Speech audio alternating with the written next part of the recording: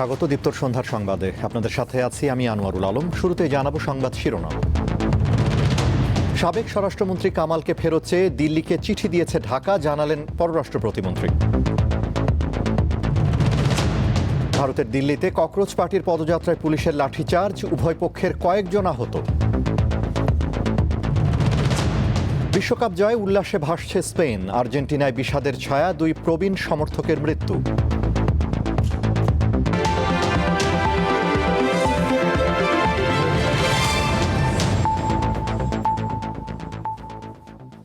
এবারে বিস্তারিত। পলাতক আসামিদের দেশে ফিরিয়ে আইনের আওতায় আনার প্রক্রিয়া অব্যাহত থাকবে বলে জানিয়েছেন পররাষ্ট্র প্রতিমন্ত্রী শামা ওবায়েদ। তিনি বলেন, এর অংশ হিসেবে সাবেক স্বরাষ্ট্রমন্ত্রী আসাদুজ্জামান খানকে ফেরত চেয়ে ভারত সরকারের কাছে চিঠি পাঠানো হয়েছে। সোমবার রাজধানীর 20 মিলনায়তনে এক অনুষ্ঠান শেষে সাংবাদিকদের সঙ্গে আলাপকালে তিনি এ তথ্য জানান। প্রতিমন্ত্রী বলেন, 2025 সালের 26 নভেম্বর বাংলাদেশ সরকারের পক্ষ থেকে শেখ হাসিনা ও আসাদুজ্জামান খানকে প্রত্যর্পণের আওতায় আনতে চিঠি দেওয়া হয়েছিল। সম্প্রতি আবারও আসাদুজ্জামান খানকে ফেরত চেয়ে পররাষ্ট্র মন্ত্রণালয়ের মাধ্যমে ভারতকে চিঠি পাঠানো হয়েছে। এটা রিসেন্টলি গেছে এবং এটা শুধু সাবেক স্বরাষ্ট্রমন্ত্রীকে উদ্দেশ্য করে এই চিঠি দেওয়া হয়েছে এবং এটা যখন যেটা প্রয়োজন আমাদের আইন মন্ত্রণালয় এবং স্বরাষ্ট্র মন্ত্রণালয়ের যে উদ্যোগগুলো ওনারা নেবেন, পররাষ্ট্র মন্ত্রণালয়ের পক্ষ থেকে সেই আমাদের ডিপ্লোমেসির অনুযায়ী আমরা সেই কাজগুলো করব।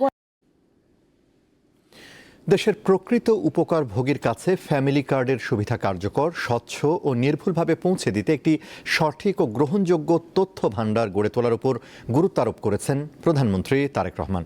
সচিবালয়ে মন্ত্রিপরিষদ বিভাগে আজ ফ্যামিলি কার্ডের কার্যক্রম সম্প্রসারণের পরিকল্পনা ও বাস্তবায়ন কৌশল নিয়ে অনুষ্ঠিত বৈঠকে তিনি এ গুরুত্ব আরোপ করেন। এ সময় ধাপে ধাপে সারা দেশে ফ্যামিলি কার্ড কার্যক্রম বিস্তারের লক্ষ্যে বাস্তবসম্মত পরিকল্পনা গ্রহণ, আধুনিক প্রযুক্তির সর্বোত্তম ব্যবহার এবং সংশ্লিষ্ট সব মন্ত্রণালয় ও সংস্থার মধ্যে কার্যকর সমন্বয় নিশ্চিত করার উপর গুরুত্ব আরোপ করেন প্রধানমন্ত্রী। এছাড়া তথ্য সংগ্রহ, যাচাই বাছাই এবং উপকারভোগী নির্বাচন প্রক্রিয়ায় প্রতিটি ধাপে সর্বোচ্চ স্বচ্ছতা ও জবাবদিহিতা নিশ্চিত করতেও সংশ্লিষ্টদের নির্দেশনা দেন তিনি।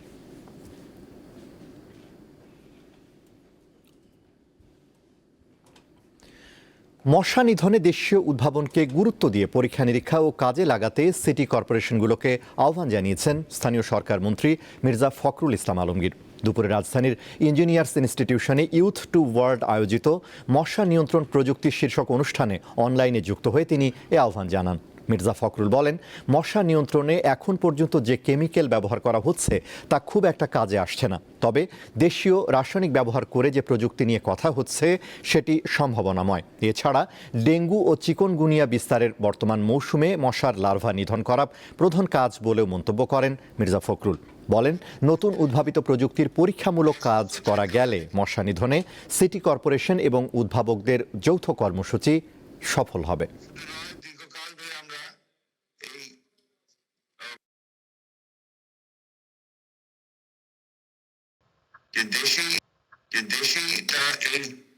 কেমিক্যালসটা আপনার উদ্ভাবন করে আমাদের মশা নিয়ন্ত্রণের জন্য একটা দেশীয় একটা যৌথ উদ্যোগে কাজ করার জন্য একটা সম্ভাবনা সৃষ্টি হয়েছে। সিটি কর্পোরেশন এবং সরকারের যৌথভাবে যদি এই টেকনোলজিটা নিয়ে কাজ করে তাহলে আমার বিশ্বাস পরীক্ষামূলকভাবে কাজ করতে পারে। দেশের উত্তরাঞ্চলে মৌসুমী বায়ু সক্রিয় থাকা আগামী 5 দিন সারা দেশে বৃষ্টিপাতের প্রবণতা অব্যাহত থাকতে পারে। এর ফলে আগামী 24 থেকে 48 ঘন্টার মধ্যে নদ নদীর পানি বেড়ে লালমনিরহাট, নীলফামারী, রংপুর, গাইবান্ধা ও কুড়িগ্রামে নতুন করে বন্যা পরিস্থিতির পূর্বাভাস দিয়েছে বন্যা পূর্বাভাস ও সতর্কীকরণ কেন্দ্র। শ্রাবণের মেঘে ঢাকা ঢাকার আকাশ, প্রকৃতিতে চলছে বর্ষা। সোমবার দিনভর হালকা থেকে মাঝারি বৃষ্টি যেন সেটিই আরেকবার স্মরণ করিয়ে দিল। মৌসুমী বায়ুর প্রভাবে এই বৃষ্টির সীমানা দিগন্ত জুড়ে। আবহাওয়া অফিস বলছে, বাংলাদেশের উত্তরাঞ্চল হয়ে আসাম পর্যন্ত বিস্তৃত রয়েছে মৌসুমী বায়ু। এতে বৃষ্টিপাত চলতে পারে কয়েকদিন। 48 ঘন্টা দেশের উত্তর, মধ্য এবং দক্ষিণ অঞ্চল শুধু চট্টগ্রাম বিভাগ ছাড়া বাকি 7টা বিভাগই সম্ভাবনা রয়েছে ভারী থেকে অতি ভারী বর্ষণের। আর 23 তারিখ থেকে এই বৃষ্টিপাতটা উত্তরাঞ্চল বা মধ্যাঞ্চল থেকে কমে এটা দক্ষিণ অঞ্চলে বৃদ্ধি পেতে পারে। ভারী থেকে অতি ভারী বৃষ্টিপাতের ফলে দেশের মোট 8 জেলায় বন্যার পূর্বাভাস দিয়েছে বন্যা পূর্বাভাস ও সতর্কীকরণ কেন্দ্র। তিস্তা, ধরলা ও দুধকুমার নদী অববাহিকাতে পানি বিপদসীমা অতিক্রমের ঝুঁকি রয়েছে আগামী 24 থেকে 48 ঘন্টায়, এবং এর ফলে মূলত লালমনিরহাট, নীলফামারী, কুড়িগ্রাম, রংপুর, গাইবান্ধা ইত্যাদি জেলার কিছু নিম্নাঞ্চলে আগামী 2 দিনে স্বল্পমেয়াদী অথবা আকস্মিক বন্যার পরিস্থিতির সৃষ্টি হতে পারে। এরই মধ্যে চট্টগ্রাম বিভাগে সাঙ্গু নদীর পানি বৃদ্ধি পেয়েছে। এছাড়া কুড়িগ্রামে ধরলা, সিলেটে কুশিয়ারা, সুনামগঞ্জে সুরমা এবং নেত্রকোনায় সোমেশ্বরী নদীর পানি বিপদসীমার উপর দিয়ে প্রবাহিত হচ্ছে। স্বস্তিকা সিংহ, দীপ্ত সংবাদ, ঢাকা। গ্রেফতার হওয়া সাবেক সেনা কর্মকর্তা মোজাফফর হোসেনের বিচার সেনা আইনে হবে বলে জানিয়েছেন স্বরাষ্ট্রমন্ত্রী। একই ব্যক্তির বিরুদ্ধে সেনা ও ফৌজদারি 2 আইনে একযোগে বিচার করার সুযোগ নেই বলে জানান তিনি।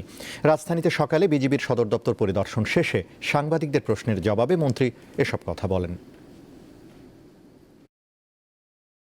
1981 সালের 30 মে ভোরে চট্টগ্রামে বিপথগামী কিছু সেনা সদস্যদের গুলিতে নিহত হন তৎকালীন রাষ্ট্রপতি জিয়াউর রহমান। পরে বিদ্রোহের অভিযোগে 18 জন সেনা কর্মকর্তার বিচার হয়। তবে মেজর খালেদ ও মেজর মোজাফফর হোসেন পালিয়ে যেতে সক্ষম হন। দীর্ঘ 45 বছর পলাতক থাকা সাবেক সেনা কর্মকর্তা মোজাফফর হোসেনকে গত 15 জুলাই গ্রেপ্তার করে গোয়েন্দা পুলিশ। সোমবার বিজিবির পিলখানা সদর দপ্তর পরিদর্শন শেষে এ বিষয়ে কথা বলেন তিনি। দীর্ঘদিন ভিন্ন নাম ধারণ করে পার্শ্ববর্তী দেশে পলাতক ছিলেন। এখানে আসার পরে আমরা যখন জানতে পেরেছি আমাদের গোয়েন্দা সংস্থার ইনফরমেশনের ভিত্তিতে তাকে আমরা গ্রেফতার করে সেনা আইনেই বিচার করার জন্য আমরা সেনা বাহিনীর কাছে হস্তান্তর করেছি। জেনারেল কোর্ট মার্শাল করে সম্ভবত তার বিচারটা নিষ্পন্ন হবে। মিয়ানমারের সঙ্গে সীমান্তে বিজিবি সতর্ক অবস্থানে রয়েছে বলেও জানান স্বরাষ্ট্রমন্ত্রী। মাইন খুঁজে বের করার জন্য মাইন ডিটেকশনের জন্য যে যন্ত্রপাতি এগুলো আমরা সংগ্রহ করে ইতিমধ্যে বিজেপির কাছে আমরা দিয়েছি। বিজেপির সদস্যরা সেটা কাজ করছে। আরএসও, আরসা, আরাকান আর্মি আরও বিভিন্ন সংগঠন আছে, তাদের অভ্যন্তরীণ অনেক সময় অনেক সংঘর্ষ হয়। এই যে গোলাগুলির কারণে আমাদের নাগরিকরা মৃত্যুবরণ করছে, সেই জন্য এগুলো সব অ্যাড্রেস করার জন্য আমরা এখনো পুরোপুরি ফাইনাল সিদ্ধান্তে যাইনি। তবে আমাদের প্রস্তাব আছে যে আমরা সেখানে কাঁটাতারের বেড়া নির্মাণ করতে চাই 109 কিলোমিটার। অপর এক প্রশ্নের জবাবে তিনি জানান, ভারতের অবৈধ পুশিন ঠেকাতে সরকার এখন পর্যন্ত সফলভাবে কাজ করছে। যেভাবে এখানে পুশিন হতে দেয়নি।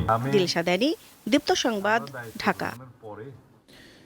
চট্টগ্রামের পাহাড়তলীতে 10 বছর বয়সী স্কুল ছাত্রী আবিদা সুলতানা আয়নিকে ধর্ষণের চেষ্টায় ব্যর্থ হয়ে হত্যা ও লাশ গুমের বহুল আলোচিত মামলায় একমাত্র আসামি রুবেলকে মৃত্যুদণ্ড দিয়েছে আদালত।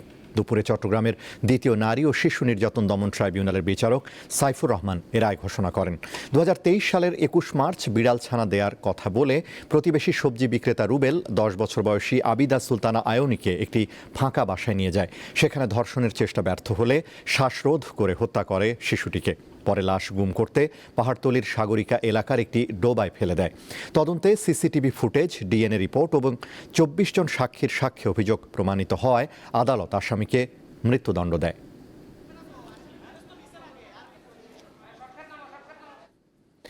দেশে প্রতিবন্ধী ব্যক্তিদের মোট পরিসংখ্যানে গড়মিল রয়েছে। সবশেষ জনশুমারি অনুযায়ী প্রতিবন্ধী ব্যক্তিদের সংখ্যা মোট জনগোষ্ঠীর 1.4% বলা হলেও সরকারি ও বেসরকারি নানা হিসেবে এই সংখ্যা 7%। সোমবার রাজধানীতে জাতীয় প্রেস ক্লাবে প্রতিবন্ধী ব্যক্তিদের ছায়া সংসদ আয়োজিত সংবাদ সম্মেলনে বলা হয়, বাকি 6%-এর তারতম্যের কারণে প্রায় 1 কোটি প্রতিবন্ধী মানুষ হিসেবের বাইরে রয়ে গেছে। ফলে এসব মানুষের জীবনমান উন্নয়নে সরকারি সিদ্ধান্ত গ্রহণ এবং উন্নয়ন পরিকল্পনা ব্যাহত হচ্ছে। সংগঠনের পক্ষ থেকে প্রতিবন্ধী ব্যক্তিদের সুরক্ষায় 10 দফা দাবি তুলে ধরা হয়।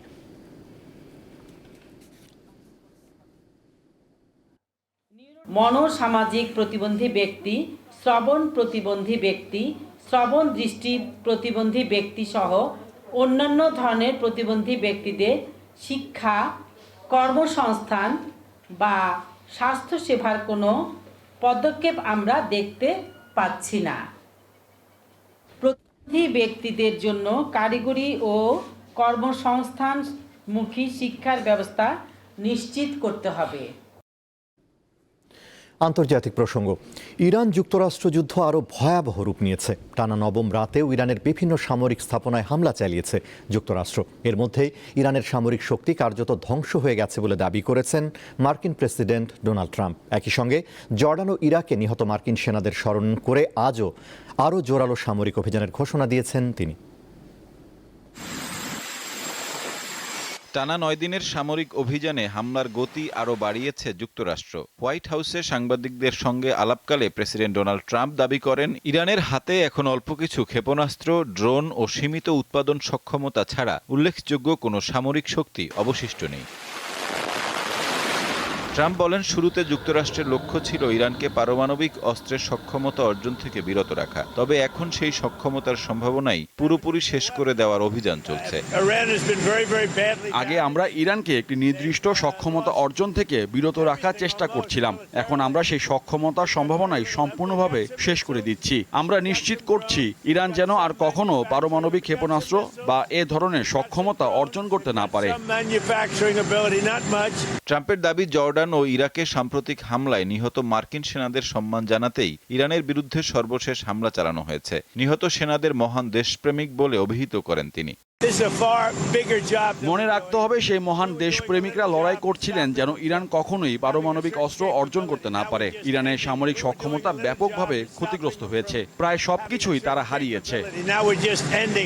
ট্রাম্পের বক্তব্যের মধ্যেই নতুন করে হামলার বিস্তারিত প্রকাশ করেছে মার্কিন সেন্ট্রাল কমান্ড সেন্টকম। সংস্থাটি জানিয়েছে, ইরানের আকাশ প্রতিরক্ষা ব্যবস্থা, উপকূলীয় সামরিক স্থাপনা, ইসলামিক রেভলিউশনারি গার্ড বাহিনী, আইআরজিসির ঘাঁটি এবং ক্ষেপণাস্ত্র ও ড্রোন স্থাপনাকে লক্ষ্য করে অভিযান অব্যাহত রয়েছে। অন্যদিকে যুক্তরাষ্ট্রের হামলায় ক্ষয়ক্ষতির নতুন তথ্য দিয়েছে তেহরান। ইরানের দাবি, সবশেষ হামলায় অন্তত 50 জন নিহত এবং 517 জন আহত হয়েছে। পরিস্থিতির ওপর নিবিড় নজর রাখছে ইসরায়েলও। দেশটির সেনাপ্রধান লেফটেন্যান্ট জেনারেল ইয়াল জামির জানিয়েছেন, ইরানের পরিস্থিতি সার্বক্ষণিক পর্যবেক্ষণ করছে ইসরায়েলি বাহিনী এবং সর্বোচ্চ মাত্রার সামরিক প্রস্তুতি রাখা হয়েছে। এদিকে ইসরায়েলি নিরাপত্তা সূত্রের বরাতে সৌদি সংবাদ মাধ্যম আল হাদাথ জানিয়েছে, ইরানের বর্তমান সর্বোচ্চ নেতা মুজতবা খামেনি আর দেশটির ভেতরে অবস্থান করছেন না। যদিও এ বিষয়ে এখন পর্যন্ত কোনো মন্তব্য করেনি তেহরান।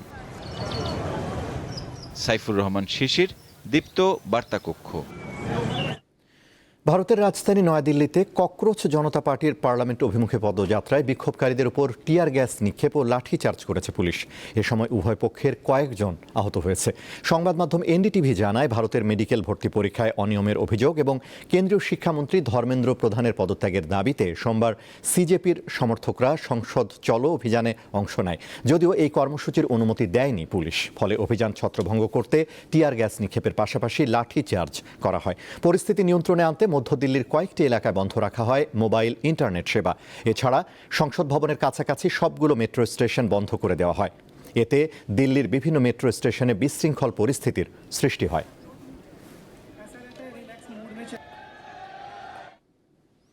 এবারে বিআরবি কেবলস নিবেদিত ফিফা ওয়ার্ল্ড কাপ 2026।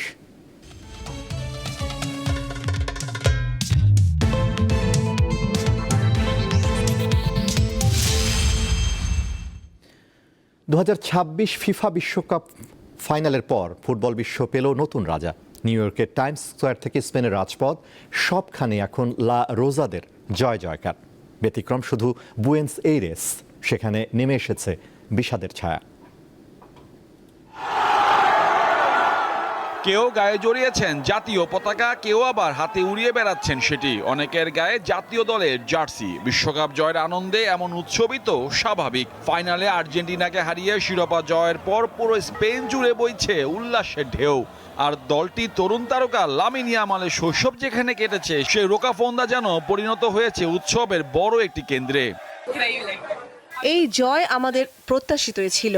আমরা যে কতটা খুশি তা বলে বোঝাতে পারবো না। দারুণ একটা ম্যাচ খেলেছে ইয়ামালরা। স্পেন পুরো ম্যাচটি নিয়ন্ত্রণ করেছে, দারুণ খেলেই জয় অর্জন করেছে ফুটবলাররা। স্পেনের কাছে হারের পরে আর্জেন্টিনা জুড়ে নেমে এসেছে শোকের ছায়া। শিরোপা হাতছাড়া হওয়ার ধাক্কা সহ্য করতে না পেরে রাজধানী বুয়েন্স আইরেসে দুই প্রবীণ সমর্থকের মৃত্যু হয়েছে। টানা দ্বিতীয়বার বিশ্বজয়ের স্বপ্ন ভঙ্গ হওয়া আলবিসেলেস্তার সমর্থকদের চোখে এখন জল। একটা মাত্র ফলাফল দিয়ে আমাদের বিচার করা যাবে না। আর্জেন্টিনা পুরো বিশ্বকাপে বুক চিতিয়ে খেলেছে। আমরা দুবারের কোপা আমেরিকা চ্যাম্পিয়ন, 3 বারের বিশ্ব চ্যাম্পিয়ন এবং এবারও ফাইনালে খেলেছি। ধন্যবাদ মেসি, মার্টিনেজদের। হারলেও আর্জেন্টাইনদের হৃদয়ে কোনো ক্ষোভ নেই তাদের মহানায়কের প্রতি। মেসিকে কৃতজ্ঞতা জানাতে রোজারিওতে জড়ো হয়েছিলেন হাজারো মানুষ। মেসিকে শুধু একটা ধন্যবাদ জানাতে চাই, তুমি একজন মহান খেলোয়াড়ই নও, তুমি একজন অসাধারণ মানুষ। ডিফেন্ডিং চ্যাম্পিয়নদের সিংহাসনচ্যুত করে 2026-এর ফুটবল বিশ্বকাপ এখন স্পেনের দখলে। সেই সঙ্গে জার্সিতে যুক্ত হলো আরেকটি তারকা। মোহাম্মদ হাসিব, দীপ্ত স্পোর্টস। শেষ করব দীপ্তর সন্ধ্যার সংবাদ, তার আগে সংবাদ শিরোনামগুলো জানাবো আরও একবার। সাবেক স্বরাষ্ট্রমন্ত্রী কামালকে ফেরত চেয়ে দিল্লিকে চিঠি দিয়েছে ঢাকা, জানালেন পররাষ্ট্র প্রতিমন্ত্রী। ভারতের দিল্লিতে ককরোচ পার্টির পদযাত্রায় পুলিশের লাঠিচার্জ, উভয় পক্ষের কয়েকজন আহত। বিশ্বকাপ জয় উল্লাসে ভাসছে স্পেন, আর্জেন্টিনায় বিষাদের ছায়া, 2 প্রবীণ সমর্থকের মৃত্যু।